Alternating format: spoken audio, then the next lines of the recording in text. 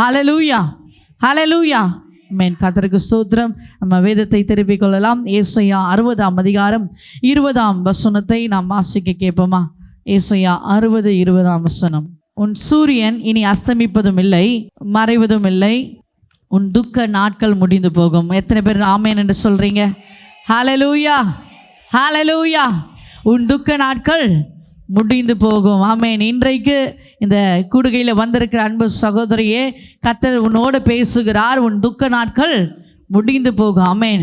உன் சூரியன் இனி அஸ்தமிப்பதும் இல்லை, உன் சந்திரன் இனி மறைவதும் இல்லை. ஆமென். உனக்கு உரிய ஆசீர்வாதங்கள் இதுவரை நீங்கள் பெற்றுக்கொள்ளாமல் இருக்கலாம். ஆமென்.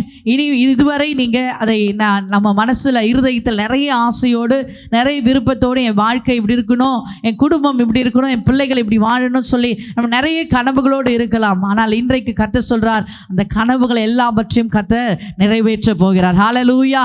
உன்னுடைய வாஞ்சையை கர்த்தர் வாய்க்க செய்ய போகிறார். ஆமென். அதனால தான் இங்கே சொல்லப்பட்டிருக்கு, கர்த்தரே உனக்கு நித்திய வெளிச்சமாக இருக்கிறார். உன் வாழ்க்கை இருளான சூழ்நிலை, இருள் நிறைந்திருக்கிற வாழ்க்கை, என் வாழ்க்கை இப்படியே போயிடுமோ, என் வாழ்க்கையில் ஒரு வித்தியாசமாக இருக்காதா, இல்லை எல்லாருமே சந்தோஷமாக இருக்கிறாங்களே, எல்லாரும் மன மகிழ்ச்சியாக இருக்காங்களே, என் வாழ்க்கையில் நிம்மதியே இருக்காதா என்று சொல்லி நிறைய சகோதரிகள் புலம்புவதை நான் கேட்டிருக்கேன். நிறைய பேர் என்னோடு பேசும்போதோ நிறைய பேர் புலம்பிக் கொண்டிருக்கிறாங்க. இன்றைக்கு அன்பு சகோதரி, கர்த்தர் உன்னோடு பேசுகிறார். கர்த்தரே உனக்குன்னா எப்படியா இருக்கிறாரா?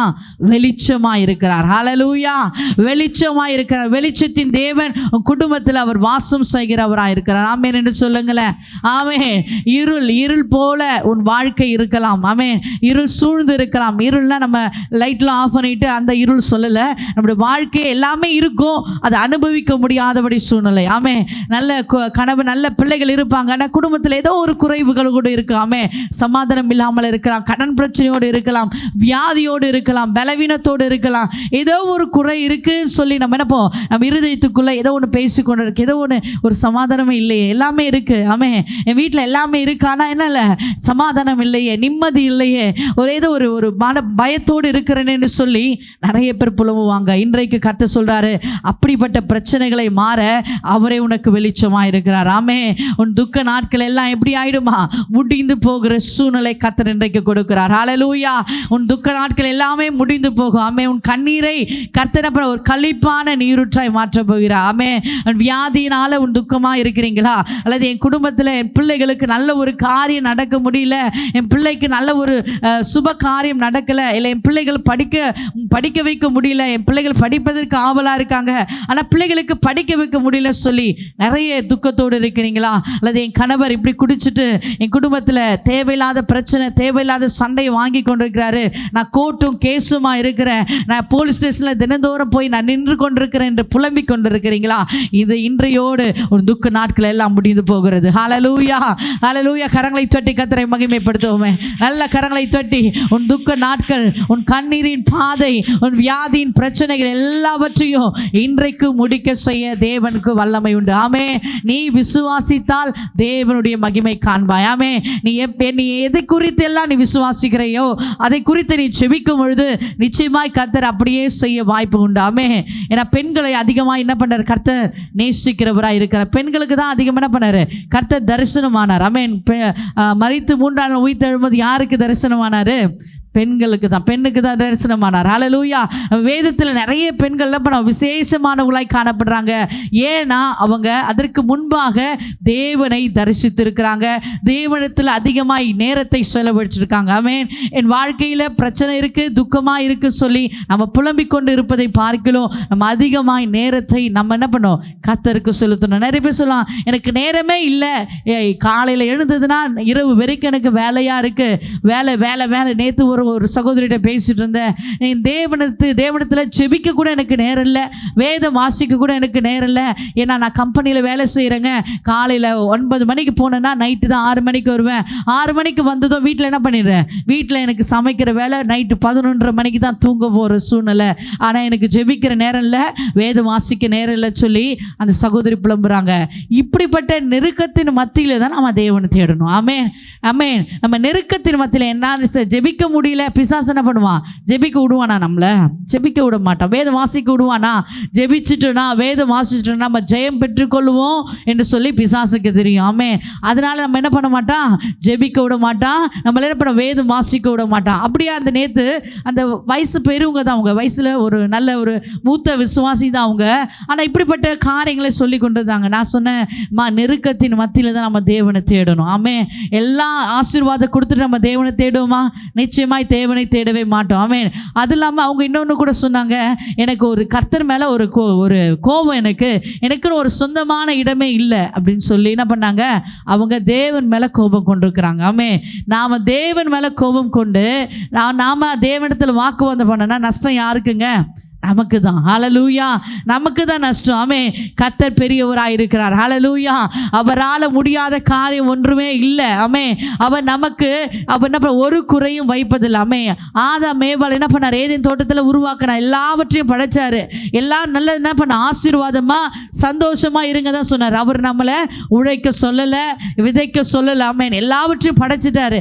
இங்கே இருக்கிறது எல்லாமே நீங்கள் சாப்பிடுங்க, எல்லாவற்றையும் ஆளும்படியாய். ஆமென். மிருக ஜீவன்கள் எல்லாவற்றையும் ஆளும்படியாக கர்த்தர் நமக்கு என்ன பண்ணியிருக்காரு? அதிகாரத்தை கொடுத்தார். ஆனால் அதை நாம தான் என்ன பண்ணிட்டோம்? மிஸ்யூஸ் பண்ணிட்டோம். ஹல்லேலூயா. நாம தான் என்ன பண்ணோம்? அதை தவற விட்டுட்டோம். ஆமென்.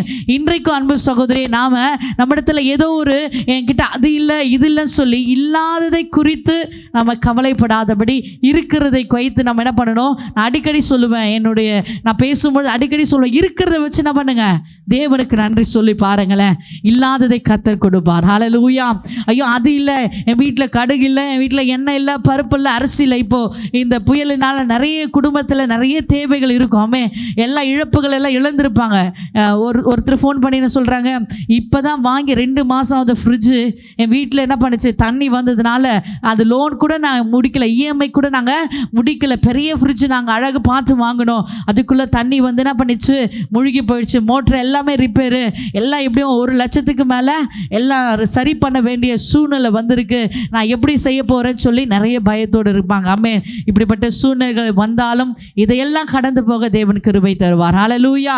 என்ன நடந்தாலும் சரிங்க, எது நேர்ந்தாலும், எது ஆபத்து வந்தாலும், இக்கட்டு வந்தாலும் நம் தேவனை மாத்திரம் தேடணும். ஆமென். அதனால தான் கர்த்தர் சொல்ல, உன் துக்க நாட்கள் முடிந்து போகும். ஆமென்.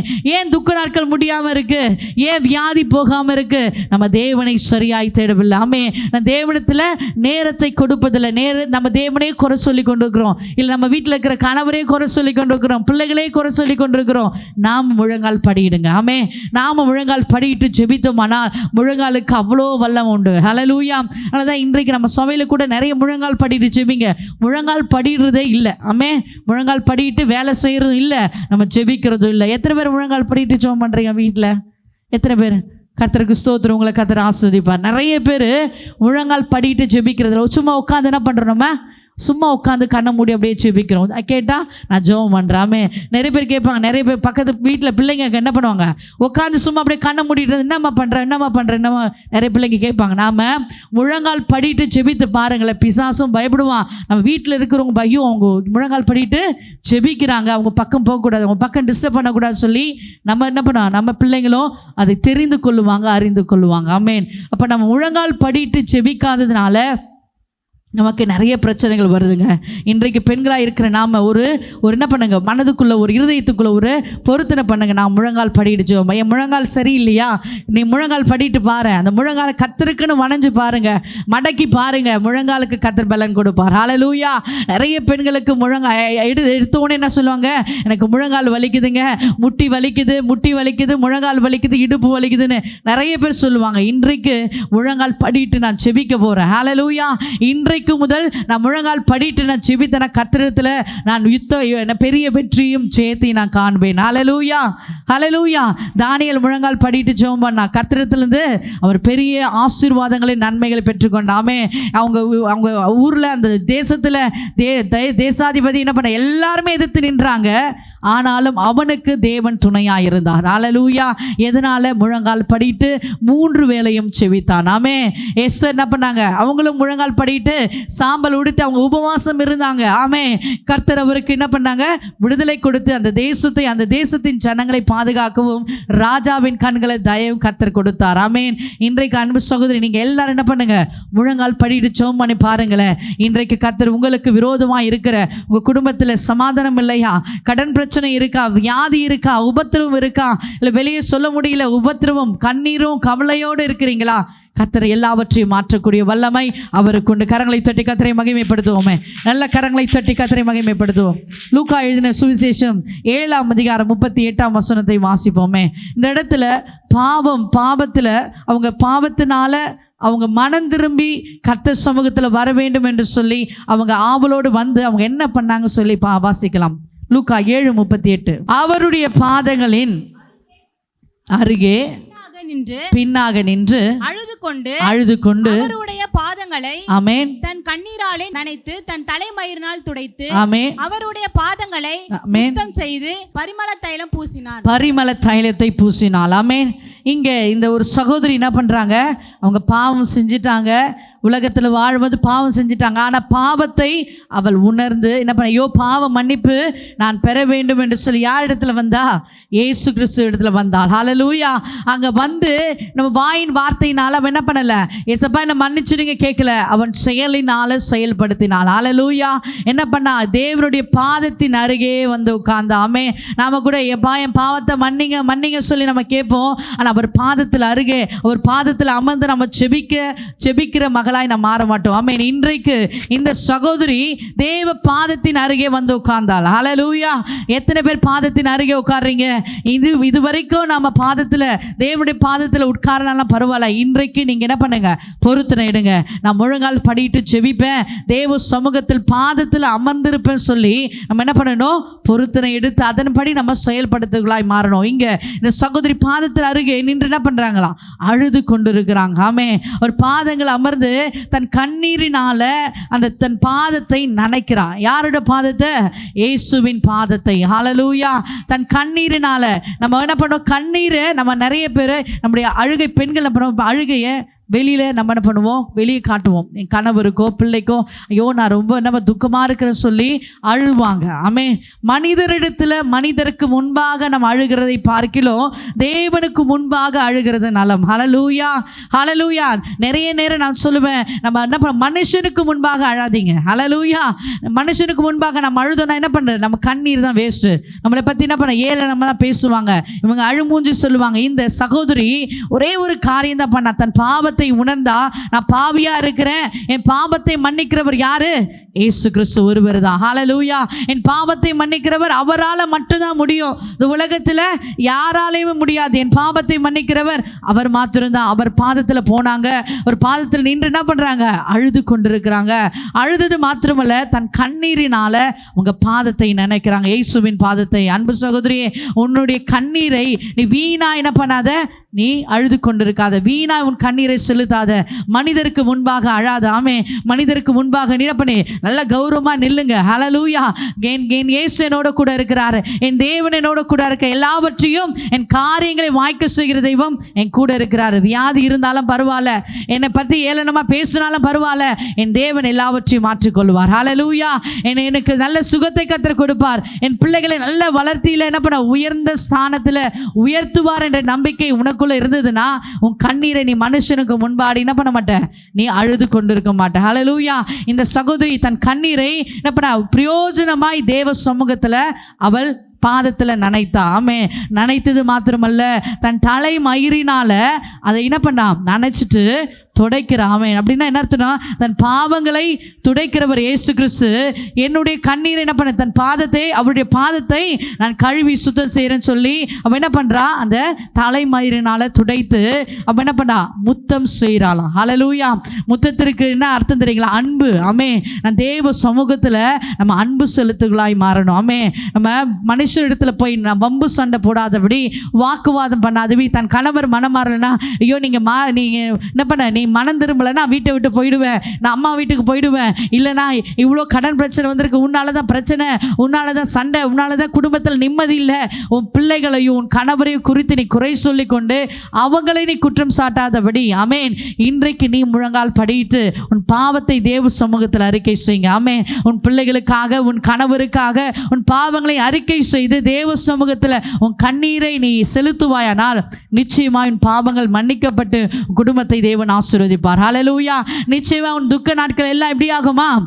சந்தோஷமாய். நல்ல சத்தமாக சொல்லுங்களேன். உன் துக்க நாட்கள் சொல்லுங்க எல்லாம் இருதயத்தில் கையை வச்சு, என் துக்க நாட்கள் சந்தோஷமாய் மாறும். ஆமென். என் துக்க நாட்கள் முடிந்து போச்சு சொல்லுங்க. என் துக்க நாட்கள் முடிந்து போச்சு. ஆமென். அந்த சகோதரி முத்தம் செய்து பரிமள தைலத்தினால பூசினாள். ஆமென்.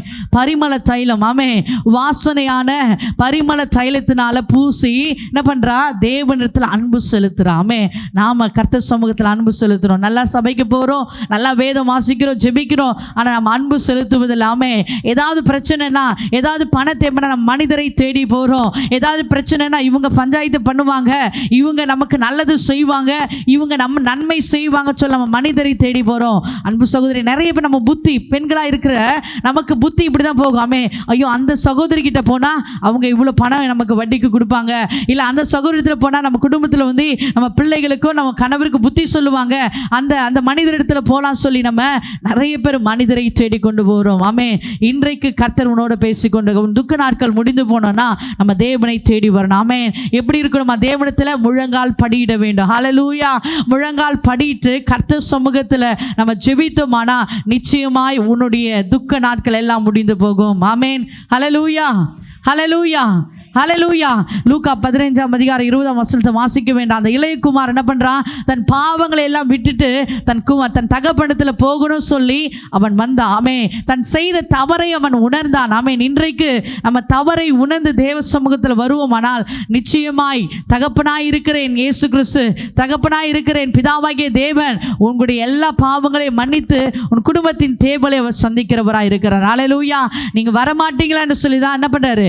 கர்த்தர் ஆவலோடு உங்களை பார்த்து கொண்டிருக்கிறார். இளையகுமார் என்ன பண்ண? மனம் திரும்பி தன் தகப்பனத்தில் வந்தபோது அவன் நல்ல வஸ்திரத்தை போட்டு, நல்ல முத்திர மோதிரத்தை போட்டு வீடு ஃபுல்லா என்ன பண்றாங்க? பெரிய கிராண்டா செலிப்ரேஷன் பண்றாங்க. இன்றைக்கு தேவ சமூகத்தில் நீ முழங்கால் படிட்டு நீ கர்த்தர் சமூகத்தில் நீ செபிப்பாயானால், கர்த்தர் சமூகத்தை உன் பாவத்தை அறிக்கை செய்து நீ மனம் திரும்பி உன் குடும்பத்துக்காக உனக்காக நீ ஜெபிப்பாயானால் உன்னை கர்த்தர் உன்னை கொண்டு பரலோக ராஜ்யத்தில் மிகுந்த சந்தோஷம் உண்டாயிருக்கும். கரங்களை தட்டி கர்த்தரை மகிமைப்படுத்துவோமா? கரங்களை தட்டி கர்த்தரை மகிமைப்படுத்துவோம். அதான் சங்கீதம் 37:5 சொல்லப்பட்டிருக்கு, உன் வழியை கர்த்தருக்கு என்ன பண்ணணுமா? ஒப்புவிக்க வேண்டும்.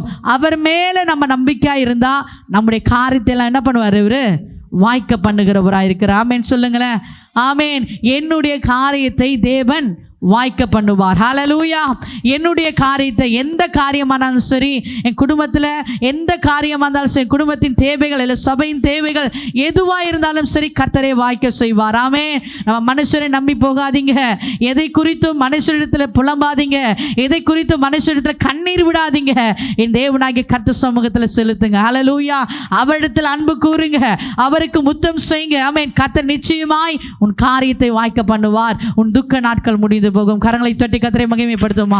கரங்களை தட்டி கர்த்தரை மகிமைப்படுத்துவோம் நல்ல உற்சாகத்தோடு. ஹல்லேலூயா. எல்லா கரங்களை தட்டி ஆவியானவரே நீர் என்னோட பேசுகிற வார்த்தைக்காய் நன்றி செலுத்துவோம். என் துக்க நாட்கள் எல்லாம் முடிந்து போனதுக்காய் நன்றி. நான் முழங்கால் படிட்டு நான் இந்த நாள் முதல் நான் செபிக்க போறேன். முழங்கால் படிட்டு என் பாவத்தில் அறிக்கை செய்ய போறேன். முழங்கால் படிட்டு ஒப்பு கொடுங்க. எல்லாம் முழங்கால் படிடுவோமா? எல்லாம் இந்த நாளிலே கர்த்தர் சமூகத்தில் முடியலனாலும் பரவாயில்ல, நீங்க ட்ரை பண்ணுங்க, நீங்க முயற்சி பண்ணீங்கன்னா நிச்சயமாய் கர்த்தர் உங்களுக்கு பலன் கொடுப்பார். ஹல்லேலூயா. எல்லாம் முழங்கால் படிடுவோம். கர்த்தர் ஆவி எங்கள் மத்தியில் இறங்கி வந்தமைக்காய் நன்றி. உடைய ஜெபங்கள் எல்லாம் கர்த்தர் கேட்டதுக்காய் நன்றி செலுத்துகிறோம். ஆண்டவரே எங்களுக்கு நீ உதவி செய்தமைக்காய் நன்றி. எங்களுக்கு கிருபை பாராட்டினதுக்காய் நன்றி செலுத்துகிறோம். ஆண்டவரே அப்படியே கரங்களை உயர்த்தி எல்லாம் எழுந்திருந்து கரங்களை உயர்த்தி இயேசுவே உமக்கு நன்றி அப்பா.